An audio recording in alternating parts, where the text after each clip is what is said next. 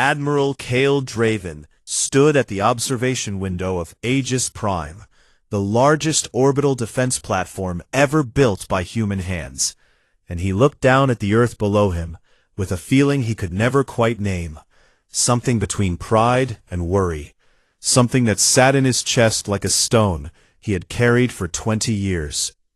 The year was 2179, and humanity was living in what the historians were already calling the Golden Century. Cities stretched across every continent in towers of glass and light. The oceans had been cleaned, and the forests had been restored, and every night the planet glowed like a jewel hanging in the black velvet of space.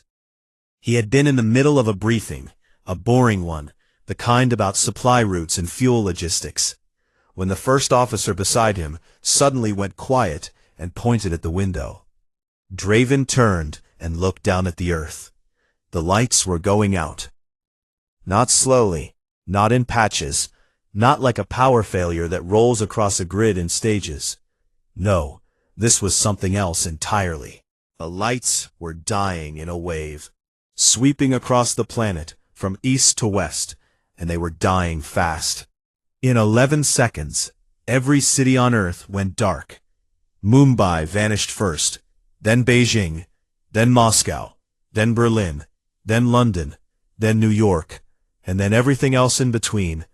And when it was done, the planet below him was nothing but a black circle against the stars, as if someone had reached down and simply erased every trace of human civilization from the surface.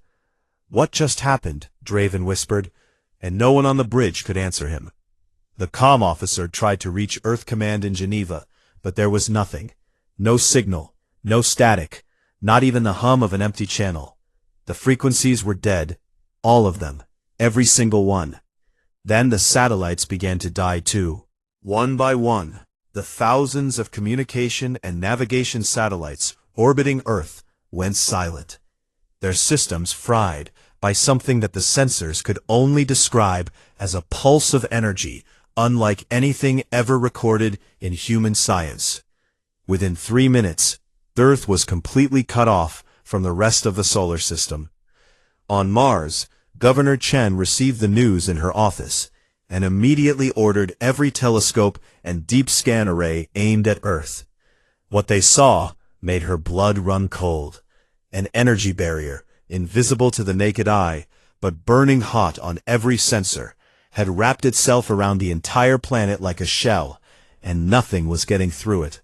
Not signals, not ships, not even light in certain wavelengths. "It is like someone put the Earth inside a cage," her chief scientist told her, his voice shaking. On the moon, Commander Briggs tried to send a shuttle toward the barrier. The shuttle hit the energy wall at full speed and was vaporized in less than a second, leaving nothing behind but a brief flash and a scatter of atoms. 11 billion people were trapped on the dark side of that barrier, and nobody on the outside could reach them. Down on the surface, Dr. Lena Vasic stood in the courtyard of the Geneva Research Institute and stared up at the sky with her mouth open. The stars were gone, not hidden by clouds, but blocked by something else, something that made the entire sky glow with a faint and sickly amber light, as if the atmosphere itself had been poisoned. She ran back inside to her lab, her heart hammering in her chest, and powered up her instruments using the backup generator. The readings made no sense at first, but after 10 minutes of frantic work, she understood what she was looking at, and the understanding nearly made her legs give out. The energy signatures surrounding the Earth did not match any known physics, not human, not theoretical, not anything that had ever been proposed, even in the wildest academic papers. It was alien, unmistakably and terrifyingly alien, and it was old. Her instruments suggested the technology behind it was thousands of years more advanced than anything humanity had ever built. "We are not alone," she said to the empty lab, and her voice cracked on the last word. Above her, Admiral Draven was trying to hold his command together. Panic was spreading through Aegis Prime like fire through dry grass. and the crew members who had families on the surface were the worst. They were screaming, crying, demanding answers that nobody had. He slammed his fist on the command console and shouted for silence. And when the bridge finally went quiet, he took a breath and told them the truth. He did not know what had happened, he did not know who had done it, but he knew one thing for certain: they were going to find out, and they were going to fight back. That was when the signal came through. It was not on any human frequency. It was broadcast on a wavelength that should have been impossible. One that cut through the energy barrier like a knife through paper. And it was repeating on every dead channel, every silent frequency, every piece of communications equipment that still had power. The communications officer played it on the bridge speakers, and the sound that filled the room was unlike anything any of them had ever heard. A low, grinding, mechanical tone that rose and fell in patterns that sounded almost like language, but not quite. Like the voice of something that had never needed to speak to lesser beings before. The cryptography team worked on it for 47 minutes, while the bridge crew stood in frozen silence. And when the lead cryptographer finally looked up from her console, her face was the color of ash. "Sir," she said to Admiral Draven, and her voice was barely a whisper, "I have the translation." She put it on the main screen, and every person on the bridge read the power. Words at the same time. Harvesting has begun. Nobody spoke. Nobody moved. The words sat on the screen like a death sentence, glowing green against the black. And in that moment, every man and woman on Aegis Prime understood that the universe was not the empty and peaceful place they had been taught it was. Something was out there, something old and powerful and hungry, and it had come for them. Down on the dark surface of Earth, 11 billion people huddled in the blackness and looked up at a sky they could no longer recognize. And they waited, and they were afraid. But fear was not the only thing that lived inside the human heart. There was also something else, something harder and sharper and older than fear, something that had carried humanity through ice ages and plagues and wars and every other catastrophe that had ever tried to end them. It did not have a name, but it had a voice. And on that terrible night, in 1,000 dark cities across 1,000 dark continents, that voice whispered the same thing to every human soul who could hear it. Not like this. We will not end like this. And somewhere in the cold darkness of the outer solar system, far beyond the reach of any alien sensor, far beyond the knowledge of any living human, except a handful of people who had sworn their lives to a secret they could never share, something stirred. Something massive. Something that had been waiting in the dark for 60 years. Admiral Draven sat alone in his quarters aboard Aegis Prime, staring at a file on his personal console that he had hoped he would never have to open. It was encrypted behind 7 layers of security, each one keyed to his biometric signature. And the file name was simple: Lazarus. He had been briefed on this file 12 years ago, in an underground room beneath the Swiss Alps, by a woman whose name he had never been told. She had been old and thin, and her eyes had the look of someone who had seen something terrible a long time ago, and had spent every day since preparing for it to come back. "You need to understand something, Admiral," she had told him, her voice calm and steady. "We have known for decades that we are not alone in this galaxy, and we have known that whatever is out there is not friendly." She had shown him the evidence, data from deep space probes sent out in the early 2000s, probes that had reached distant star systems and found the ruins of civilizations. Not one or two, but dozens of them, scattered across the galaxy like bones in a graveyard. Every single one of them had been destroyed. Not by war, not by disease, not by their own mistakes. They had been consumed, harvested, stripped of every useful resource, including their own biological matter. and then left as hollow shells on dead worlds orbiting cold stars. The pattern was always the same. A species would grow, build, reach toward the stars, and then something would come for them in the night, something that wrapped their world in darkness and silence, and took everything they had ever been. "We call them the harvesters," the old woman had said, "though we do not know what they call themselves. What we know is that they are old, they are powerful, and they are patient, and we believe that one day they will come for us." That was the day Draven had learned about Project Lazarus. It was the most ambitious and most secret undertaking in the history of the human species, a 60-year program to build a hidden military force so vast and so well concealed that no alien sensor could ever detect it. The ships were not built in orbit, where they could be seen, or on Mars, where they could be scanned. They were built inside hollowed-out asteroids in the Kuiper Belt, beneath the frozen crusts of dead moons in the outer solar system, and in shipyards carved into the hearts of comets that drifted in the endless cold between the stars. 500,000 warships.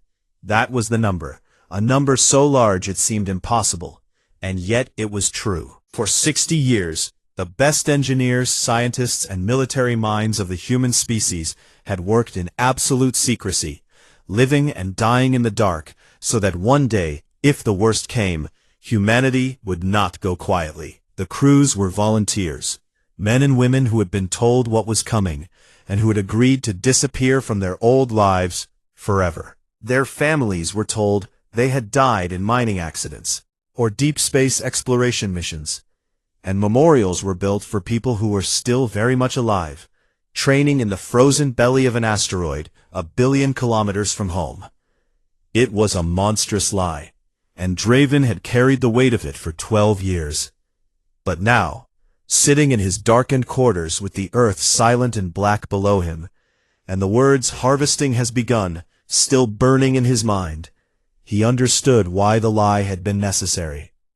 He opened the file and entered the command code, and as he did, a single encrypted signal shot outward from Aegis Prime at the speed of light, racing past Mars, past Jupiter, past Saturn, past the orbit of Neptune, and into the vast and silent darkness of the outer solar system. The signal carried 6 words: "Lazarus Protocol is now active." And in the darkness, something heard it. Across the Kuiper Belt, in 100 hidden locations scattered through the frozen wastes of deep space, the signal arrived, and the response was immediate. Inside a massive asteroid designated only as Site 7, Fleet Commander Irina Solovyova heard the alarm and felt her heart stop for a single beat before it started again, harder and faster than before. She was 63 years old, and she had lived inside this asteroid for 40 of those years. She had entered as a young lieutenant with fire in her blood, and had grown old in the dark, training for a war she had prayed every night would never come. But it had come, and she was ready. She stood from her command chair and looked at the crew around her, men and women who had been born in these tunnels, who had never seen a sunrise or felt rain on their skin, who had spent their entire lives preparing for this single moment, and she spoke to them in a voice that did not shake. "You know what that signal means. The Earth is in danger, and we are the only ones who can save it. This is what we were built for. Every drill, every simulation, every sacrifice we have made has been for this day." She hit the master activation switch, and Site 7 came alive.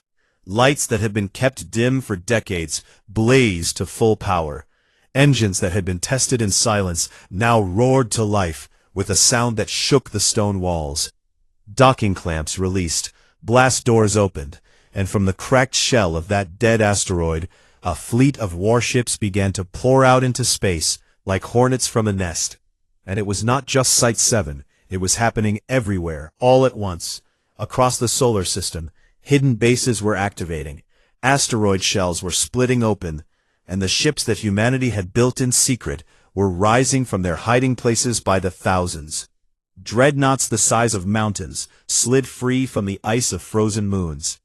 Carrier groups launched from caverns beneath the surface of Pluto. Fast attack corvettes streamed out of cometary cores in formations so tight they looked like rivers of metal flowing through space. 500,000 warships, and every single one of them was crewed by people who had given up everything, their names, their families, their lives in the sun, for this. Back on Earth, Dr. Vasek was working without sleep in her lab, surrounded by the hum of backup generators and the distant sound of panic from the city above. She had spent the last 48 hours studying the energy barrier that surrounded the planet, and what she had found terrified her. The barrier was not just a wall, it was a machine, and it was doing something to the Earth. Her instruments showed that it was reaching deep into the planet, past the crust and the mantle, all the way down to the core, and it was draining the geothermal energy that kept the Earth alive. At the current rate, the planet would lose all its internal heat within 30 days, and when that happened, the magnetic field would collapse, the atmosphere would begin to bleed into space, and the Earth would become a frozen and lifeless rock, just like all the other dead worlds those deep space probes had found. But that was not the worst of it. On the third night of the blackout, things began to fall from the sky, small dark shapes that dropped through the amber glow like seeds from a dying tree.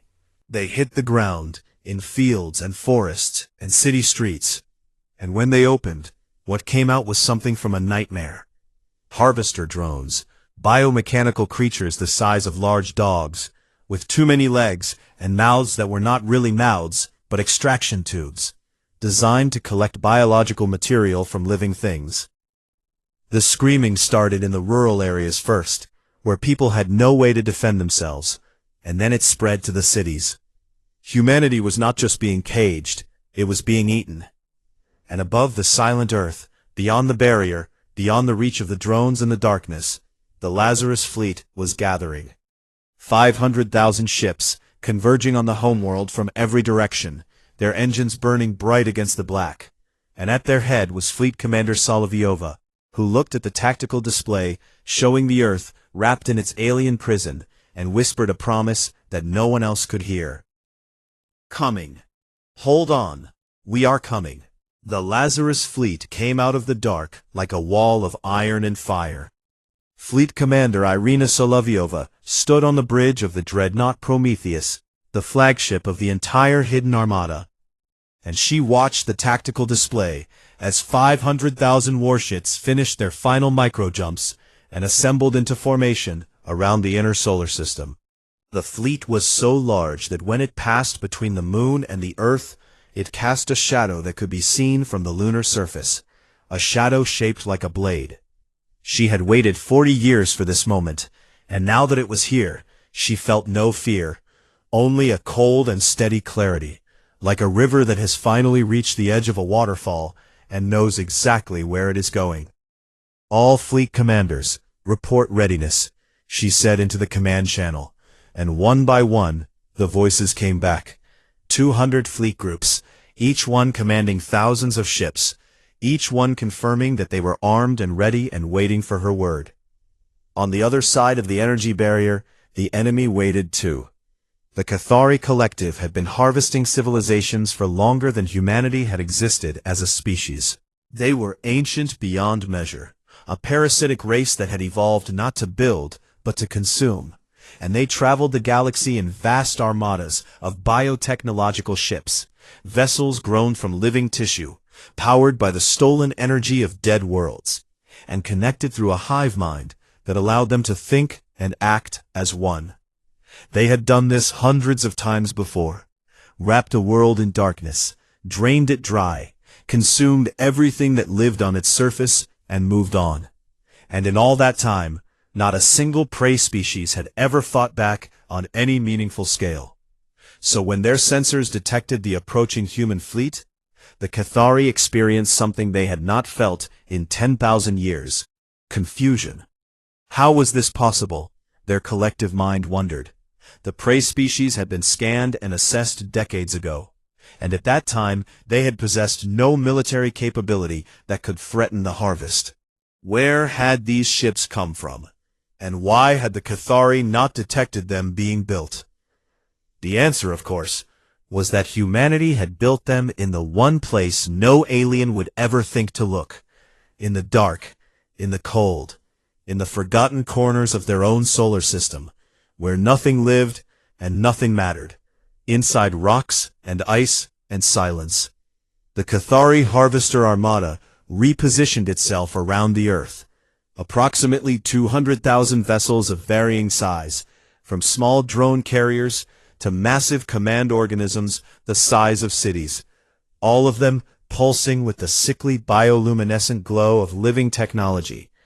They had never lost a battle, and their collective mind decided, with the calm confidence of an apex predator, that this would be no different. They were wrong. Solovyova gave the order at exactly 0600 hours Earth Standard Time, and the Lazarus fleet attacked.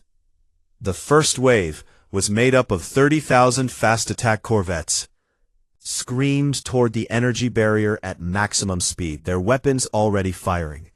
They launched resonance torpedoes, weapons specifically designed over decades of secret research to disrupt the bioneural networks that held the Cathari ships together. And when those torpedoes hit, the effect was devastating. Cathari vessels that had survived for millennia began to shudder and crack as the resonance waves tore through their living nervous systems. Ships that had consumed entire worlds writhed and split apart like dying animals, spilling their organic interiors into the vacuum of space. Behind the corvettes came the main battle line, dreadnoughts and heavy cruisers carrying thermic lances, weapons that fired concentrated beams of thermal energy directly into the organic hulls of the enemy ships, cooking them from the inside out. The lances turned Cathari warships into burning husks in seconds, and the darkness of space was lit up with the fires of dying alien vessels. The Cathari fought back with terrible power. Their weapons were beams of focused biological acid that could eat through human armor plating in moments, and clouds of micro-drones that swarmed over human ships and chewed through their hulls like insects through wood. In the first hour of battle, humanity lost over 12,000 ships. Admiral Draven, watching from Aegis Prime, felt his stomach drop with every casualty report. But Solovyova did not flinch. She had studied the Cathari through 60 years of intelligence gathered from dead worlds, and she knew that the first wave was always the hardest. The enemy was strongest when its hive mind was fully connected, when every ship could think and react as one. That was why the third weapon existed, the null field generators. At her signal, a line of specialized cruisers moved to the front of the formation and activated their null field projectors. The null field was an energy wave that disrupted the quantum entanglement signals the Cathari used to maintain their collective consciousness. And when it washed over the enemy fleet, the effect was immediate and catastrophic. The hive mind shattered. Ships that had been moving in perfect coordination suddenly began to drift and collide. Weapons that had been firing with pinpoint accuracy went wild, hitting empty space or even other Cathari vessels. The great collective intelligence that had guided the Cathari for millennia was broken into a million confused and frightened fragments, each one suddenly alone for the first time in its existence. "Push forward," Solovyova commanded, and the Lazarus fleet surged into the gap. The Battle of the Pale Veil, as it would later be called, raged for 6 straight hours around the energy barrier encasing Earth. Human ships and Cathari vessels clashed in a storm of fire and acid, and shattered metal and dying organic matter, and the space around the planet became a graveyard of wreckage so thick that navigating through it became as dangerous as the battle itself. By the end of those 6 hours, humanity had lost over 40,000 ships, but the Cathari had lost more, far more, and their formation was broken in a way it had never been broken before. For the first time in the history of the galaxy, a harvested species had fought back and drawn blood. On the surface of the Earth, Dr. Lena Vasic felt the barrier above her flicker Just for a moment, just a brief tremor in the amber sky, and she knew that something was happening up there, something massive. She could not see it or hear it, but she could feel it in the readings on her instruments, and it gave her hope. She had spent the last several days studying the barrier, and she had found something, a weakness, a flaw in the design, that the Cathari had probably never bothered to fix, because no prey species had ever survived long enough to discover it.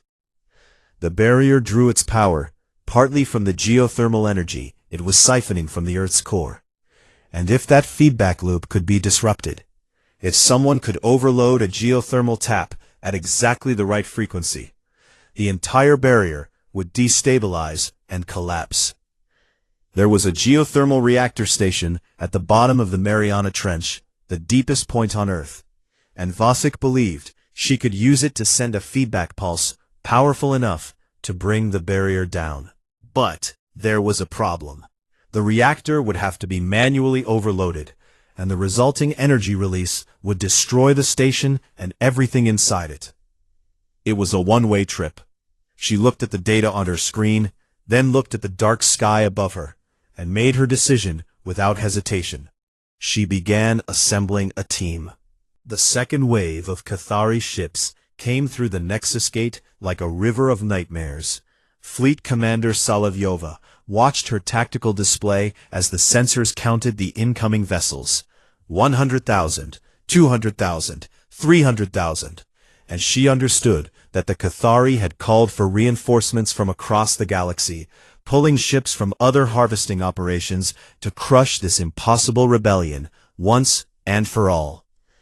The Nexus Gate hung in space beyond the orbit of Mars, a massive ring of dark alien metal, older than human civilization, crackling with the energy of warped space-time. It was a doorway between star systems, a technology so advanced that human scientists had only theorized about it, and through it poured an armada that dwarfed anything humanity had ever imagined. 300,000 additional vessels confirmed, the sensor officer reported, and his voice was hollow with the sound of a man watching his own death approach. The math was brutal. Even before these reinforcements, humanity had already lost nearly a third of its fleet. With the new Cathari ships, the enemy now outnumbered them by more than 2 to 1, and the advantage of the null field generators was fading as the Cathari adapted, finding ways to re-establish fragments of their hive mind through localized relay organisms. Solovyova looked at the display for a long time, and then she did something that surprised everyone on her bridge. She smiled. "They are afraid of us," she said quietly. "They have never needed reinforcements before. They have never needed to call for help against a prey species. They are afraid, and they should be." She split the fleet into 3 groups. The first, under her direct command, would hold the defensive line around Earth. The second, under Admiral Draven, would protect the planet itself from any Cathari ships that broke through. And the third, a strike force of fast ships led by a young captain named Ren Malo, would do the impossible. They would attack the Nexus Gate and destroy it. Captain Ren Malo had never seen Earth except in photographs. He had been born inside a Lazarus asteroid, the son of 2 engineers who had volunteered for Project Lazarus before he was conceived. His entire life had been spent in tunnels of stone and metal, training for a war that the people of Earth did not even know was being prepared in their name. He was 31 years old, and he had never felt sunlight on his face, never heard the sound of rain, never swum in an ocean or climbed a mountain. But he had spent 10,000 hours in combat simulators, and he could fly a Corvette through an asteroid field blindfolded. And when Solovyova gave him his orders, he accepted them with a steady voice and clear eyes. "You understand that this is a one-way mission," Solovyova told him over a private channel. "Yes, Commander," he replied. "I have understood that my whole life."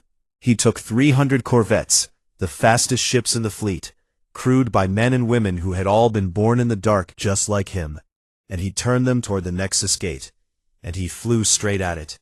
The battle that followed was the most violent in human history. Solovyova's defensive line clashed with the combined Cathari armada in a maelstrom of fire that stretched across millions of kilometers. Ships died by the hundreds on both sides, and the space around Earth became so choked with wreckage that the planet looked like it was surrounded by a ring of shattered metal and burning organic matter. On the surface of Earth, Dr. Vasek and her team of 12 volunteers descended into the Mariana Trench in a deep-sea submersible that had been designed for scientific research, not military operations. The submersible was slow, it was fragile, and it had no weapons, but it was the only vehicle on Earth that could reach the geothermal reactor station at the bottom of the trench. The station was infested with harvester drones. The Cathari had recognized the geothermal tap as an important energy source, and had sent hundreds of their biomechanical creatures to guard it. Vasek and her team would have to fight through them with nothing but emergency tools and improvised weapons. The descent took 4 hours, and it was the longest 4 hours of Vasek's life. The water outside the submersible was black and cold, and the only sound was the hum of the engines and the breathing of her team, and every one of them knew that they were probably going to die at the bottom of the deepest hole on Earth. When they reached the station, the first drone hit them within seconds. It latched onto the hull and began cutting through with its extraction tubes, and Vasek's engineer had to vent a section of the submersible to blow it off. They lost 2 team members in that first attack. Good people, brave people, who had volunteered knowing they would not come back. The drones were everywhere, crawling through the corridors like metal spiders, and Vasek's team fought them with welding torches and metal pipes and anything else they could find. They lost another 4 people in the first corridor, another 3 in the reactor control room, and by the time Vasek reached the core itself, she was alone. Her hands were shaking as she worked the controls, recalibrating the reactor to produce the feedback pulse that would shatter the barrier. The math had to be perfect. Too weak and nothing would happen. Too strong and the pulse would kill her before it reached the surface. She entered the final sequence and looked up at the ceiling, imagining the sky far above her, imagining the fleet fighting for them in the silence of space, and she pressed the button. The reactor screamed. A wave of energy erupted from the bottom of the Mariana Trench and shot upward through the Earth's crust, through the ocean, through the atmosphere, and into the alien barrier, and the barrier shattered like glass. Across the entire planet, the amber sky cracked and broke apart, and for the first time in weeks, the stars appeared again. But they were not the same stars that people remembered. The sky was full of light, full of fire, full of ships, human ships, thousands of them, locked in battle with the alien armada, fighting and dying and refusing to surrender. 11 billion people looked up and saw their fleet, and the sound that rose from the surface of the Earth was not a cheer or a cry. It was something deeper, something that came from the very core of what it meant to be human, a sound of recognition and gratitude, and fierce and burning pride. Above them, Captain Malo and his 300 corvettes reached the Nexus Gate. The Cathari defenders threw everything they had at the small human ships, and corvettes began to die, 5, 10, 20, 50, burning and breaking apart in the shadow of that ancient alien doorway. But Malo kept going. He had been born for this, raised for this, trained for this. His entire existence had been aimed at this single point in space and time, like an arrow in flight. His corvette was the last one through. The others had cleared a path with their lives, and he flew into the heart of the Nexus Gate carrying a payload of null-field warheads, powerful enough to tear the fabric of space-time itself. "For the people who raised me in the dark," he said quietly, to no one and to everyone. "For the sun I never saw." He detonated the warheads. The Nexus Gate collapsed in an explosion so massive it was visible from Earth. A second sun that burned white and gold and terrible in the sky for 12 minutes before it finally faded. And when it was gone, the gate was gone too, and the Cathari reinforcements were cut off forever, stranded on the other side of the galaxy with no way back. The Cathari armada, wounded, fragmented, and now utterly alone, did something that no Cathari force had ever done in the entire history of their species. The silence after the battle was the loudest thing Solovyova had ever heard. She stood on the bridge of the Prometheus and looked out at the space around Earth, space that was filled with the wreckage of hundreds of thousands of ships, human and Cathari alike, drifting in slow and terrible orbits around the planet, like a new ring of debris made from the bones of two civilizations. The fighting had continued for 3 more weeks after the Nexus Gate fell. The remaining Cathari, cut off from their reinforcements, and their hive mind broken into scattered fragments, had fought with the desperate fury of an animal that knows it is dying. They had launched suicide attacks on human positions, had tried to ram their dying ships into Earth itself, and had unleashed biological weapons that turned the space around the planet into a toxic cloud of alien organisms. But humanity had not stopped, had not slowed, had not given the enemy a single moment of rest. The Lazarus fleet hunted down every last Cathari vessel with a patience and determination that surprised even Solovyova herself. Not cruelty, not revenge, but the cold and necessary understanding that the Cathari were biologically incapable of peace, that they would consume or die, and that there was no other way. When the last Cathari ship was destroyed, a massive command organism that had hidden itself behind the moon, the guns finally fell silent, and Solovyova allowed herself to sit down for the first time in 3 days. The cost was staggering. Of the 500,000 ships that had risen from the dark, fewer than 190,000 were still operational. Many of those were badly damaged, held together by emergency repairs and the stubborn refusal of their crews to let them die. Over 2 million crew members had been killed. Men and women who had lived their entire lives in secret, who had sacrificed everything for a war they had hoped would never come, and who had given their lives so that Earth would survive. On the planet's surface, the toll was even worse. 600 million people had died during the blackout and the harvester attacks, killed by the drones, killed by the cold as the barrier drained the planet's heat, killed by the chaos and panic and collapse of every system that civilization depended on. But 11 billion had survived, and the Earth still turned, and the sun still rose over a world that was battered and scarred, but alive. Admiral Draven addressed the entire human species in a broadcast from Aegis Prime, the first system-wide communication since the blackout began. He stood in front of the camera in his torn and stained uniform, with dark circles under his eyes, and the weight of everything he had seen pressing down on his shoulders. And he told them the truth. He told them about the deep space probes and the dead civilizations they had found. He told them about the Cathari and the pattern of harvesting that stretched back millions of years.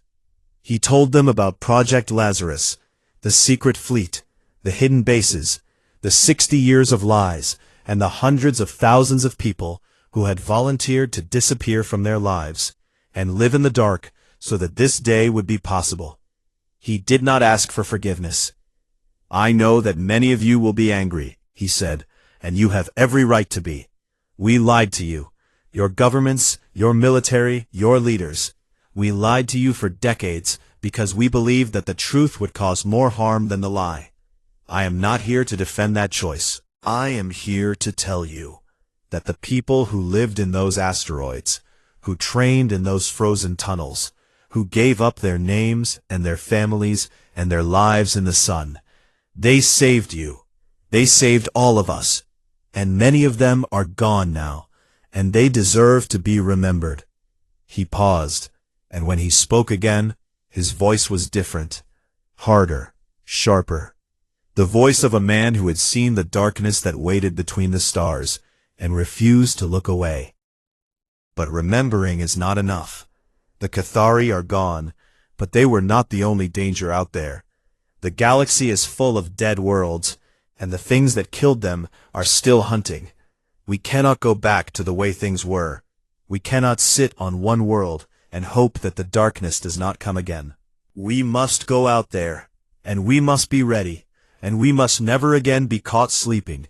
In a hospital ship orbiting Earth, Dr. Lena Vasek opened her eyes. She had been pulled from the reactor station by an emergency rescue drone, a small automated unit that had been programmed to extract any survivors from the facility after the feedback pulse was triggered. She had been underwater, unconscious, and drowning when the drone found her, and the doctors told her that she had been dead for nearly 4 minutes before they brought her back. She lay in her bed, too weak to move, and looked out the window at the stars. She could see the Lazarus fleet from her window, hundreds of thousands of ships holding formation around Earth like a crown of light, battered and scarred and beautiful, and beyond them the blue curve of the planet she had helped save. She thought about the people who had died, her team in the Mariana Trench, the crews of the ships she could see burning outside her window, the 600 million who had perished in the dark, and she wept for them. And then she stopped weeping and began to think. Because Lena Vasek was a scientist, and she had seen the wreckage of the Nexus Gate before Captain Malo had destroyed it, and she had taken readings, and those readings contained data about how the gate worked. Could change everything. Within weeks, she was out of her hospital bed and leading a team of physicists working on the remnants of the Nexus Gate technology. The data was incomplete, but it was enough. Enough to begin understanding how the Cathari had built wormholes between star systems. Enough to start designing a human version of the same technology. The work would take years, maybe decades, but for the first time in human history, the stars were not just points of light in the sky. They were destinations, real and reachable, and humanity was going to reach them. 3 months after the battle, a decision was made, not by any single government or leader, but by the collective will of the human species, expressed in 1,000 different ways across 100 different nations. The decision was simple. Never again. Never again would humanity hide on one world and hope for the best. Never again would they build their defenses in secret and pray they would never be needed. From this day forward, they would build openly, build massively, and build with a purpose that went far beyond their own survival. Because the Cathari had not been the only predators in the galaxy.